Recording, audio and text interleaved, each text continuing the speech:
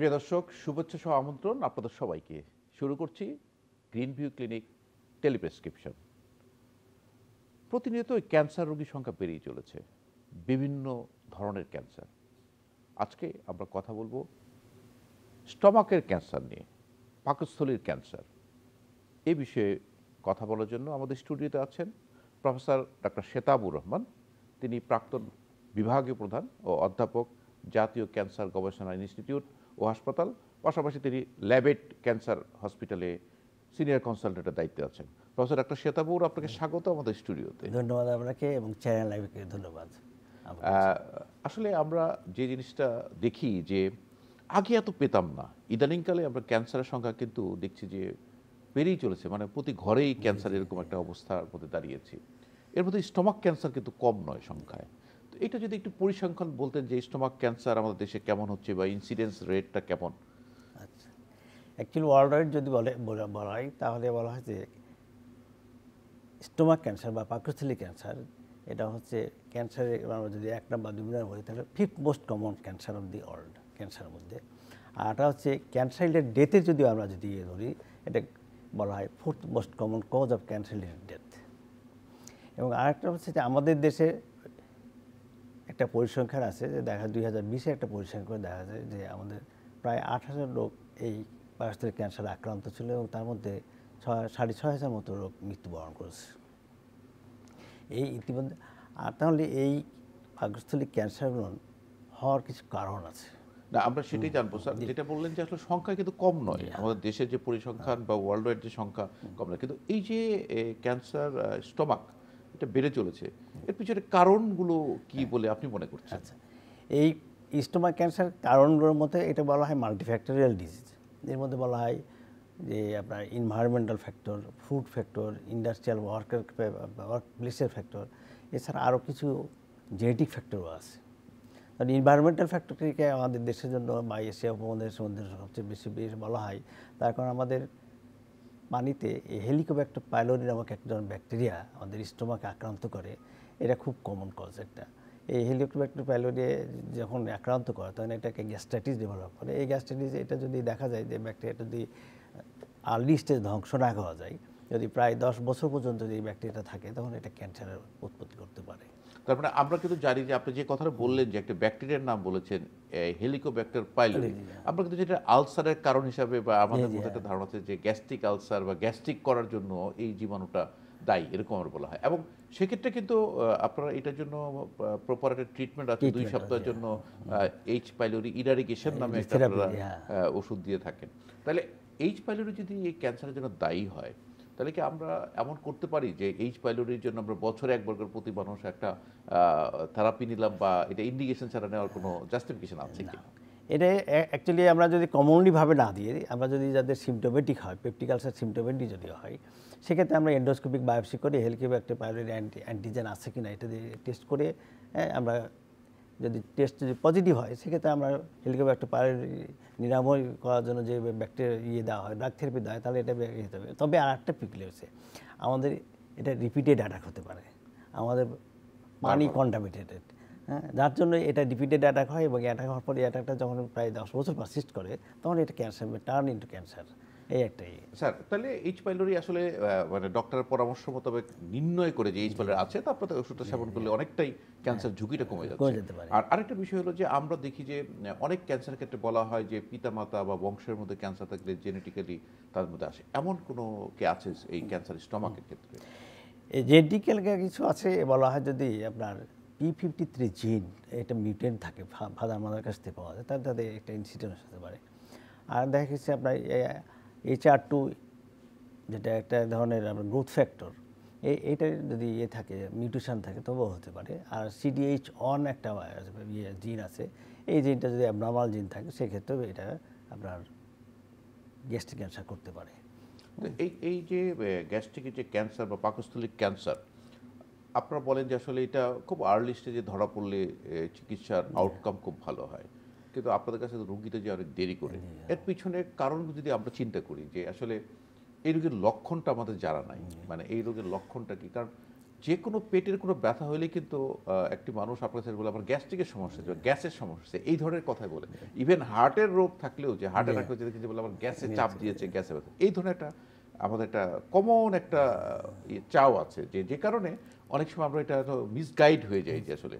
তো সেই early diagnosis করার জন্য আমাদের যেটা প্রথম জানা দরকার যে এই রোগের লক্ষণগুলো কি হয়। আচ্ছা, তাহলে এখন এই জিনিসটা তার আগে আমাদেরকে জানতে হবে যে এটা কাদের হয়, কোন বয়সে হয়।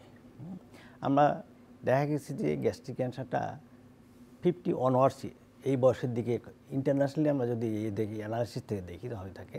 তবে আমাদের দেশে দেখা গেছে যে যে কোনো ক্যান্সারই একটু 10 বছর আগে ডেভেলপ হয়, দ্যাট ইজ দ্য 40 ইয়ার্সের দিকে এই সিমটমগুলো সাধারণত থাকে।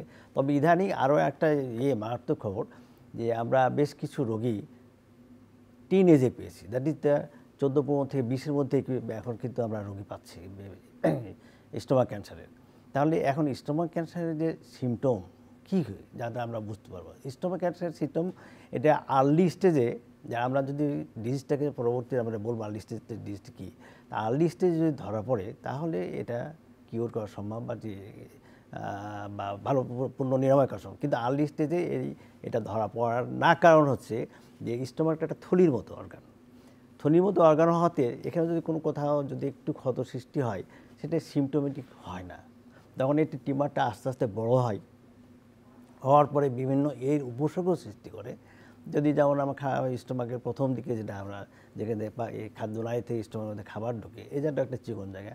আবার স্টোমাক থেকে খাবারটা যখন বেরিয়ে স্মল গাটে যায় বা ক্ষুদ্রান্তে যায়, এই জায়গাটা একটা চিকন জায়গা। তারপর এই চিকন জায়গাতে যখন টিউমারটা হয় এবং একটু বড় হয় কিছুটা, তখন আমরা খাওয়ার সময় এক সময় একটা যদি প্রথম দিকে উপরিভাবে যদি টিউমারটা হয় তখন আমরা খাওয়ার সময় একটা ব্যথা পাই। আর যদি নিচের দিকে যদি হয় তখন খাওয়ার পরে এই যে নালীটা চিকন হয়ে যাওয়ার পর পেটে ব্যথা হয় বা অনেক সময় বমি হয়, এই হতে পারে। আর একটা হচ্ছে যদি আমাদের এই স্টোমাকের এই দুই এন্ড ছাড়া বডি যেতে বলা হয়, ব্যাগের যেটা বডি, এই বডি যদি হয় সে টিউমারটা আস্তে আস্তে বড় হতে হতে এখানে রক্তক্ষরণ করে রক্ত শূন্যতার সৃষ্টি হতে পারে। এই তিনটা মোস্ট কমন একটা সিমটম আমরা পাই। এছাড়াও অনেক সময় যেটা ভেগ একটা সিমটম করে, রোগীরা এসে বলে যে আমার দুর্বলতা লাগছে, খাওয়ার রুচি নাই, শরীরটা শুকিয়ে যাচ্ছে, এই একটা ভেগ সিমটম। এইসব সিমটমগুলো যখন দেখা যায় তখন আমরা রোগীকে বিভিন্নভাবে পরীক্ষা করে থাকি। পরীক্ষা করার পরে আমরা যখন ক্লিনিক্যাল আমরা যখন বুঝি যে এটা মেবি স্টোমাক ক্যান্সার হতে পারে, তখন আমরা এটা একটা যেটা মোস্ট কমন এখানে অ্যাভেলেবল আমাদের দেশে এখন হয়ে গেছে, সেটা হচ্ছে এন্ডোস্কোপিক এক্সামিনেশন করাই, এটাকে বলা হয় আবার যে এন্ডোস্কোপি। এখানটায় আমরা আসি আসলে এন্ডোস্কোপির মাধ্যমে কিন্তু আপনারা নিশ্চিত হতে পারছেন যে আপনারা দেখলেন, প্রয়োজন হলে টিউমার থেকে বায়োপসি নিয়ে আপনারা কনফার্ম হলে যেটা। কিন্তু এই এন্ডোস্কোপি নিয়ে তো মানুষের মধ্যে একটা ভীতি আছে। আচ্ছা, মানে আপনি সহজভাবে যদি এন্ডোস্কোপি লিখেন, অনেকেই কিন্তু করতে চায় না, একটা ইনভেসিভ প্রসিডিওর অনেকে কিন্তু করতে চায় না। নর্মালি যেরকম তার এক্স রে একটা করতে মানুষ করে, কিন্তু এন্ডোস্কোপিটা আসলে তাদের কাছে এটা পেইনফুল মনে হয়। কিন্তু এইটা নির্ণয়ের জন্য তো এন্ডোস্কোপি একটা ভাইটাল রোল প্লে করে, যেটা ডক্টর নিজে দেখলেন যে টিউমারটা কেমন আছে, প্রয়োজন হলে এখান থেকে একটা বায়োপসি নিয়ে নেবেন, তাহলে কিন্তু আমরা নির্ণয় করতে পারি। আপনি যে কথাটি বলছেন যে আসলে 50-এর পরে এই রোগটা সাধারণত হয়, আমাদের দেশে 40-এ হয়। কিন্তু আমি আপনাকে একটা উদাহরণ দিয়ে বলতে পারি। আমার একটা খুব ক্লোজ একটা ছেলে আছে, তার বাড়ি বরিশাল, পটুয়াখালীতে, ইয়াকুব নাম, তার বয়স হলো 33। সে কিন্তু স্টোমাকে আক্রান্ত হলো এবং আমার কাছে আসছে, এবং সে পর্যায়ক্রমে তার কিন্তু খুব আর্লি স্টেজেই যেটা বলছিলাম যে ধরা পড়ছে এবং তার অপারেশন হয়ে গেছে। আপনাদের হসপিটালে ডক্টর জুয়ার দাসে অপারেশন করেছে। অপারেশন পরবর্তীতে সে কেমোথেরাপিতে আছে এবং সে ভালো আছে, পরীক্ষা নিরীক্ষা ভালো আছে, কিন্তু খুব আর্লি স্টেজে ধরা পড়লো। কিন্তু ধরা পড়ার পিছনে যে জিনিসটা হলো যে আসলে সে কিন্তু বুঝতে পারেনি যে ক্যান্সার, তার ধারণা ছিল যে তার গ্যাস্ট্রিক আলসার হয়েছে, এটাই তার ধারণা ছিল। কিন্তু যখন দেখা গেলো এন্ডোস্কোপি করার পর তার বায়োপসি রিপোর্টে আসলো তার হলো ক্যান্সার। তাইলে আমরা যে জিনিসটা এখান থেকে যেটা আমরা বুঝতে পারি যে আসলে এন্ডোস্কোপিটা একটা টুল, মানে একটা যদি কারো গ্যাস্ট্রিক থাকে, আমরা তো সহজেই বলি যে আমার গ্যাস্ট্রিক আলসার হয়েছে, গ্যাস হয়েছে, এটা সহজ কথাই বলে দিই, কিন্তু এন্ডোস্কোপি করে দেখে নেওয়া উচিত। এটা কিন্তু বিকল্প পদ্ধতি আছে না, ইনভেসিভ প্রসিডিউর অনেকে করতে চায় না।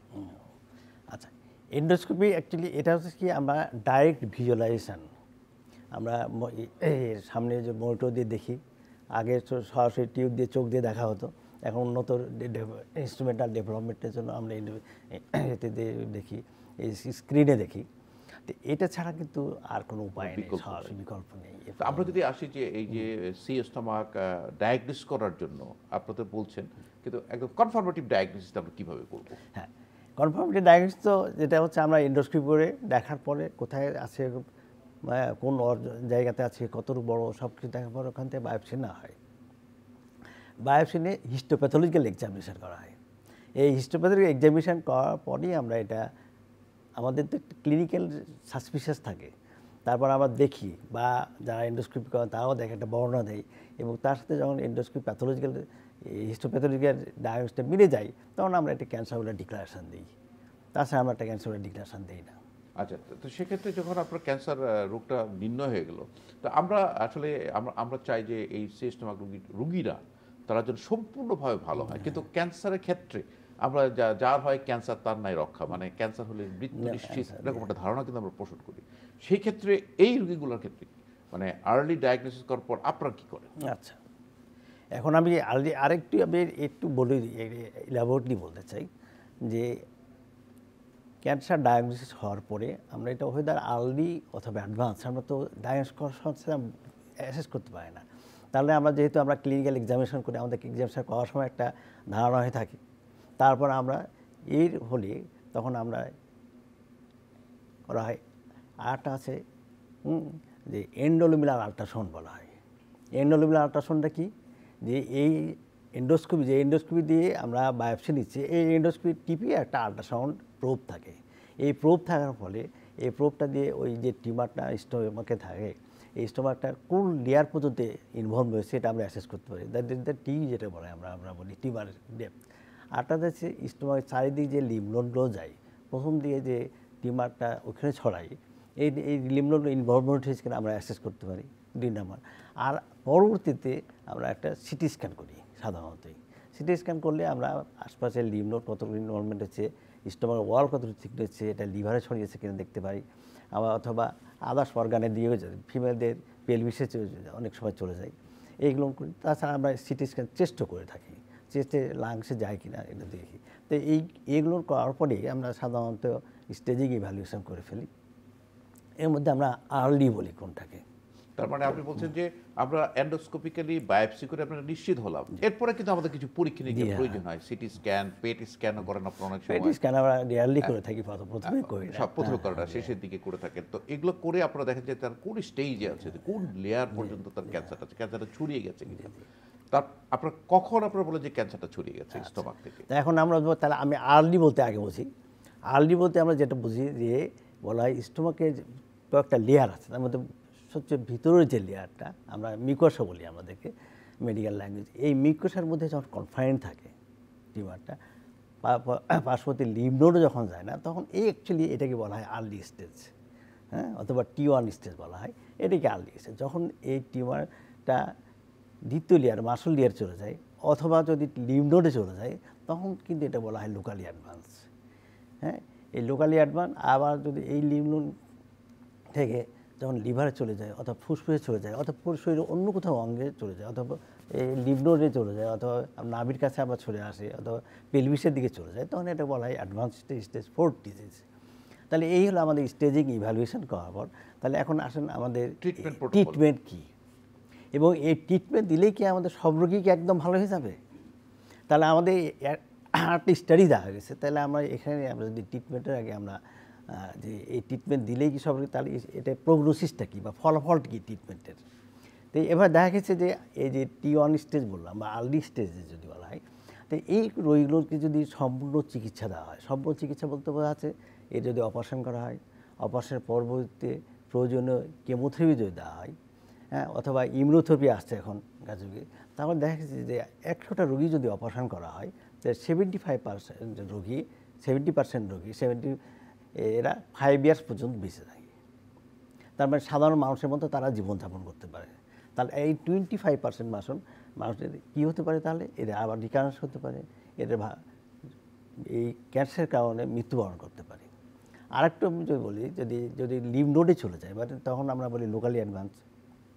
এই লোকালি অ্যাডভান্স হলে তখন এর যদি সার্বিক ট্রিটমেন্ট দেওয়া হয়, সার্জারি করা হয়, কেমোথেরাপি দেওয়া হয়, রেডিওথেরাপি দেওয়া হয়, ইমিউনোথেরাপি দেওয়া হয়, তবুও দেখা গেছে অনলি 35% রোগী 5 ইয়ার্স পর্যন্ত বাঁচে। আর যেগুলো আরও দূরবর্তী চলে যায় আমরা স্টেজ 4 ডিজিজ বলি, এদের যে সার্বিক যে সকল প্রকার যে অ্যাভেলেবল চিকিৎসাগুলো আছে দেখা যাচ্ছে 4 to 5% লোক মাত্র 5 ইয়ার্স বাঁচে। তাহলে আমাদের এই ট্রিটমেন্টের আগেই যে জিনিসটা হচ্ছে এই প্রোগ্রেসের জন্য ভালো বা চিকিৎসা রোগী ভালোর জন্য, সেটা হচ্ছে আর্লি ডিটেকশান। আর্লি ডিটেকশান, এই আর্লি ডিটেকশান করার জন্যই আমাদের মনে যে জিনিসটা হচ্ছে যে প্রথম কথা হচ্ছে রোগীকে কোঅপারেটিভ হতে হবে, তাকেও বুঝতে হবে যে না এ একটা ক্যান্সার, মারাত্মক ক্যান্সার, এটা মৃত্যুবরণ করে হতে পারে যদি অ্যাডভান্স কন্ডিশনে যায়। তারপর আমি মনে করি যে 40 বছর যাদের বয়স হয়েছে তাদের প্রতি 2 বছর পর একটা এন্ডোস্কোপি এক্সামিনেশন করা উচিত। করলে আর্লি স্টেজে যদি ধরা পড়ে সেক্ষেত্রে এখানে খুবই একটা ছোট্ট অপারেশন বলা হয় এন্ডোস্কোপিক রিসেকশন বলা হয়, মিউকোসাল রিসেকশন অথবা সাবমিউকাল রিসেকশন করে এটা প্রপার বায়োপসি করে এর অ্যাডজুভেন্ট থেরাপি দিলে এই রোগীগুলো ভালো হয়ে যায়। তার মানে আপনার মাধ্যমে আমরা জানলাম যে আসলে খুব আর্লি স্টেজে ধরা পড়লে রোগীটা ভালো থাকে, যদি অ্যাডভান্স স্টেজে যায় সেক্ষেত্রে তাদের প্রগনোসিসটা একটু খারাপ। কিন্তু আমি যেটা বলতে চাই যে আসলে যখন একজন মানুষ ক্যান্সার আক্রান্ত হয়, বিশেষ করে স্টমাক ক্যান্সার, তার একটা প্রবণতা থাকে যে বিদেশ চলে যেয়ে বিদেশে ক্যান্সারের চিকিৎসা নেওয়া। এটা কিন্তু একটা আমাদের দেশের একটা কমন একটা টার্ম যে ক্যান্সার নিশ্চয়ই বিদেশে গিয়ে চিকিৎসা হলে ভালো হবে। আপনি এই বিষয়টা কিন্তু বলতেন আমাদেরকে। না, আমরা যেহেতু আমি আগে বলেছি যে আমাদের আগে বুঝতে হবে যে এই রোগীটার আমরা যদি বললাম যে সার্বিক চিকিৎসা দিয়ে থাকি, একজন খুব ভালো এফিশিয়েন্ট সার্জন, ভালো এফিশিয়েন্ট অনকোলজিস্ট বা রেডিওথেরাপিস্ট বা ইমিউনোলজিস্টের কাছে যাই, যে আমরা চিকিৎসা নিই, তাহলে অ্যাডভান্স যদি হয়ে যায় তাহলে তো আমাদের 35% রোগী মাত্র 5 ইয়ার্স বাঁচতে পারবে, তারা বেশি রোগীকে আমরা বাঁচাতে পারবো না। আল্লাহ এই সিস্টেমটা করে দিয়েছে এভাবেই ডিজিজ এর প্রগ্রেশন হওয়ার জন্য, ডিজিজের আপনার ইনফিল্ট্রেটিভ কারণে। তাহলে এই জন্য হচ্ছে আমাদের যে বুঝতে হবে যে এই রোগীগুলো যদি আমরা সে পরিমাণ, আমাদের দেশে বর্তমানে এখন সার্জন তৈরি হয়ে গেছে, অনকোলজিস্ট তৈরি হয়ে গেছে, সেহেতু এই আমাদের দেশের সার্জন বা অনকোলজিস্টটাই এই সব রোগীগুলো চিকিৎসা দিতে পারে। বিদেশে গেলেই যে এর যে বেশি ফল পাওয়া যাবে তা নয়, আমাদের বুঝতে হবে রেজাল্টটা কী হবে এবং অ্যাকচুয়ালি অ্যাসেসমেন্ট যেটা আমাদের দরকার রোগীকে বা রোগীর রোগ বুঝতে হবে যেটা কোন স্টেজে রোগী আছে। না আসলে আমি যে জিনিস জানতে চাচ্ছি যে ধরেন বিদেশ যাওয়ার যে প্রবণতা, এটা থেকে আমাদের বেরিয়ে আসতে হবে। তার পিছনে যে কারণটা আমি মনে করি আসলে গ্লোবালাইজেশনের যুগ এখন। এখন আপনি এখানে যে চিকিৎসাটা দিবেন, যে ওষুধটা দিবেন, সেটা আপনি কিন্তু আমেরিকাতেও সেই ওষুধটা এবং ইন্ডিয়াতেও কিন্তু সেই ওষুধটা দিবেন, আপনি চীনেও কিন্তু সেই ওষুধ, আপনি কিন্তু এই একই ট্রিটমেন্ট। এবং এখন কিন্তু ইভেন আপনি এমনও করতে পারেন যে এই যুগে যে ঠিক আছে আমার ডাক্তার এটা দিয়েছে, আমি আরেকটা জায়গায় ইভালুয়েট করি, আপনি অনলাইনে আপনি ইভালুয়েট করতে পারেন, সেখানে দেখবেন যে একই চিত্র আসে। এবং আমরা এমনও শুনেছি যে যখন রুগীরা দেশের বাইরে যায় বলে যে তোমার দেশে তো ভালো ডাক্তার আছে, নাম পর্যন্ত বলে দেয়, ওনার কাছে দেখাবে। তো এই জিনিসটা কিন্তু আমাদের গর্বের, আমাদের দেশের চিকিৎসকরা কিন্তু মান বলেন বা চিকিৎসা পদ্ধতি বলেন বা কোনো অংশেই বিদেশ থেকে কম না। প্রফেসর ডক্টর শ্বেতাপুর একজন দর্শক আমাদের ফোনে আসছেন, আমরা তার কলটি নিয়ে নিচ্ছি। হ্যালো দর্শক, কে আছেন আমাদের সাথে? আপনার নাম, পরিচয় এবং বয়স বলে আপনার সমস্যার কথাটি বলুন। আমার নাম পলি আক্তার। জি বলুন, শুনতে পাচ্ছি। হ্যাঁ, আমার পলি আক্তার আমার নাম, আমার বয়স 38। সমস্যা আমার যে পেটটা শুধু ব্যথা করে, মাঝে মধ্যে বাথরুমটা পাতলা হয় আবার ঘন হয়, তারপর বুক জ্বালা পোড়া করে, ডান পাশে বাম পাশে সবসময় বুকে একটা ব্যথা চাপ দিয়ে থাকে, পিঠ পর্যন্ত ছড়ায় যায় ব্যথাটা।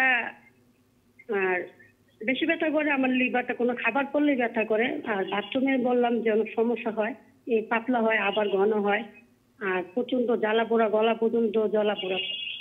যে পলি আক্তার, আপনি লাইনে থাকুন, আপনার পরামর্শ আমরা শুনে নিচ্ছি। আসলে পলি আক্তার যে প্রশ্নটি করেছেন, যদিও আমরা ক্যান্সার নিয়ে কথা বলছিলাম, কিন্তু এটা স্টমাকের সাথে কিছু রিলেশন আছে। ওনার টয়লেট কখনো পাতলা হয়, কখনো শক্ত হয়, এবং ওনার কিন্তু ডান পাশে একটা ব্যথা এবং পিঠে পর্যন্ত ব্যথাটা ছড়িয়ে যায়। তো এটা আসলে ওনার ভাষার মতো যে আইবিএস বা গ্যাস্ট্রিকের সমস্যা হতে পারে, তবে সেক্ষেত্রে তার কি করা উচিত? তার করা উচিত প্রথমে একজন ভালো গ্যাস্ট্রোলজিস্টের কাছে যাওয়া, পরামর্শ নেওয়া উচিত। এবং উনি গেলে হয়তো কিছু কিছু এই যে আমরা যে কারণগুলো বললাম, যে ওনার যে বয়স, তাতে অন্যান্য আদার্স ডিজিজও হতে পারে, যার জন্য ইভ্যালুয়েট করা দরকার। ইভ্যালুয়েশনের জন্য আমাদের মেইন কয়েকটা টুলস আছে। আমরা প্রাথমিকভাবে একটা সিম্পলি একটা আল্ট্রাসাউন্ড করি। আল্ট্রাসাউন্ড করলে আমরা দেখি যে তার আদার্স কোনো প্রবলেম, যেমন পিত্তথলিতে একটা পাথরও থাকতে পারে, এই রোগীদের সিমটম হতে পারে। তাছাড়া আমরা আপার যে এন্ডোস্কোপি করে দেখি যে স্টোমাকে কোনো প্রবলেম আছে কিনা। আর শেষের দিকে আমরা তখন তার আইবিএস রিলেটেড যে আছে, এই আইবিএস এটা শুধু আইবিএস না হয় এটা টিউমারের জন্য হতে পারে, সেক্ষেত্রে উনি একটা কলোনোস্কোপি করে পরীক্ষা করে নিলে ওনার আমি মনে করি তার ডিজিজটা ক্লিয়ারলি ধরা পড়বে। হ্যাঁ, না নিশ্চয়ই পলি আক্তার, আপনি একজন গ্যাস্ট্রোএন্টারোলজিস্টের সাথে পরামর্শ নিন এবং যে কথাগুলো ডক্টর বলে সেভাবে চলুন, নিশ্চয়ই আপনি ভালো থাকবেন। ধন্যবাদ আমাদেরকে ফোন কল করার জন্য। প্রফেসর তালিবুর, আমরা যে প্রসঙ্গে ছিলাম যে চিকিৎসা পদ্ধতি, আমি বলছিলাম যে আসলে দেশের বাইরে যাওয়ার যে প্রবণতা, এটা আসলে ত্যাগ করা উচিত। আমাদের দেশে কিন্তু ভালো চিকিৎসা, ক্যান্সারের চিকিৎসা হচ্ছে, আধুনিক চিকিৎসা হচ্ছে, বিদেশে যে চিকিৎসাটা হচ্ছে সেটা আমাদের দেশেই হচ্ছে। কিন্তু আমি দেখেছি আমাদের একটা প্র্যাকটিক্যাল এক্সপিরিয়েন্স হচ্ছে, যে রুগীরা যাচ্ছে, যেমন আমি একবার সিএমসি ভ্যালোরেতে ট্রেনিংয়ে ছিলাম, ওখানে একজন খুব গরিব পেশেন্ট তার জমি জমা বিক্রি করে গিয়েছিল, কিন্তু আউটকাম হলো তার ডেড বডি আসছে, তার মানুষ, তার ছেলে পেলে এরা খুব কষ্ট করে গেছে। আমাদের দর্শক আরেকজন ফোন কলে আছেন, আমরা কলটি নিচ্ছি। হ্যালো দর্শক, কে আছেন আমাদের সাথে? আপনি আপনার সমস্যার কথাটি বলুন।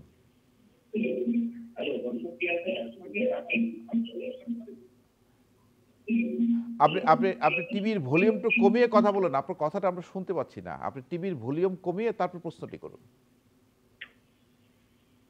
হ্যালো। হ্যালো, আসসালামু আলাইকুম। ওয়ালাইকুম আসসালাম, জি বলুন। আচ্ছা, ডক্টর আমি আলী আক্তার বলছিলাম মহাখালীর থেকে। জি শুনতে পাচ্ছি, বলুন আপনার সমস্যার কথাটি আচ্ছা, বলুন। আমার আমার সমস্যাটা হচ্ছে গ্যাস্ট্রিক, মানে এই যে এইচ পাইলোরি যেটা আপনারা নিয়ে কথা বলছেন, হেলিকোব্যাক্টার পাইলোরি, এটা আমি যতবার টেস্ট করেছি ততবারই আমি পজিটিভ পেয়েছিলাম। তো সেক্ষেত্রে আমাকে গ্যাস্ট্রিকের ওষুধ রিকমেন্ড করেছিলেন ডক্টররা, যে এটা খান, মানে 2 সপ্তাহ বা 1 মাস খান, তো ঠিক হয়ে যাবে হয়তোবা। তো এইভাবে খেয়েছি। আর এই জিনিসটা আমার অনেক আগে ধরা পড়েছিল যখন, তখন আমাকে এই যে হিলিকন যে এটা, হ্যাঁ হিলিকন কিট, যে এটাও একটা মানে কোর্স কমপ্লিট করেছিলাম। তো ইদানিং আমার এমন হচ্ছে যে কোনো খাবার, মানে কিছু কিছু খাবারে আমার অনেক প্রবলেম হচ্ছে, যেটা মানে বদহজমের মতো হচ্ছে।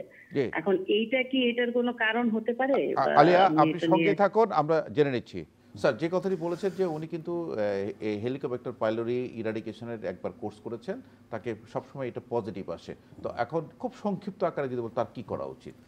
হ্যাঁ, যেহেতু আপনার কয়েকবার বলতে যে হেলিকোব্যাক্টার পজিটিভ আসছে, এটা খুব সম্ভবত ব্লাডের মধ্যে যে এইচ পাইলোরি করা হয় সেটাতে পজিটিভ, খুব সম্ভব ব্লাডে হয়, এটা অ্যান্টিজেন উনি অ্যান্টিবডি টেস্ট হয়তো করছে।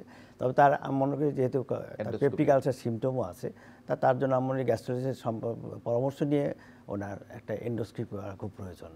এন্ডোস্কোপি করলে ওনার ব্যাপারটা ক্লিয়ার হয়ে যাবেন এবং রোগটা নিশ্চয়ই। আলে বুঝতে পারছেন। জি, আপনি এই ক্যান্সার স্টোমাকের যে ট্রিটমেন্ট আমাদের দেশে, ট্রিটমেন্টটা আমরা কতটুকু অগ্রসর হয়েছি বা আমরা কতটুকু হয়েছে, খুব সংক্ষিপ্ত আকারে যদি বলতেন। আমাদের দেশে যেহেতু বললাম যে অ্যাডিকুয়েট সার্জন তৈরি হয়ে গেছে ক্যান্সার সার্জারির জন্য, আর একটা হচ্ছে যে এই ক্যান্সার ডায়াগনোস করার জন্য যে টুলসগুলো দরকার, এন্ডোস্কোপি, সিটি স্ক্যান, এন্ডোভেলার আল্ট্রাসাউন্ড, হ্যাঁ, এবং ইমিউনোহিস্টোলজিক্যাল যে ইয়েগুলো পরীক্ষাগুলো সবগুলো অ্যাভেলেবল, এবং কেমোথেরাপি, রেডিওথেরাপি সব যেগুলো অ্যাভেলেবল, সেটা আমরা মনে করি যে এই যদি আমরা শুধু স্টোমাক ক্যান্সার নিয়ে এখন কথা বলি, এই স্টোমাক ক্যান্সারের চিকিৎসার জন্য আর বিদেশে যাওয়ার কোনো দরকার নাই। আমাদের দেশেই সব কিছু, মানে সার্জন থেকে আরম্ভ করে, যন্ত্রপাতি থেকে আরম্ভ করে, কেমোথেরাপি সব কিছু অ্যাভেলেবল। এবং আরেকটা সুখের খবর যে আমাদের দেশে এই কেমোথেরাপি ড্রাগগুলো কিন্তু তৈরি হচ্ছে এবং তারা ভালো কোয়ালিটির।